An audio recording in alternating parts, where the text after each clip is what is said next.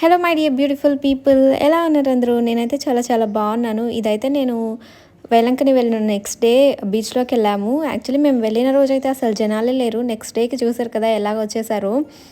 ఈ చిన్న ఈ చిన్న పాపని ఆ పెద్ద ఆవిడని చూస్తుంటే నాకు నా చిన్నప్పటి మెమరీస్ అన్నీ గుర్తొచ్చాయి. యాక్చువల్లీ నేను మా అక్క బీచ్కి వెళ్ళినప్పుడు అలానే గవ్వలు తీసుకునే వాళ్ళం అనమాట. తీసుకొని అన్నీ అలానే ఎత్తి పెట్టుకునే వాళ్ళము.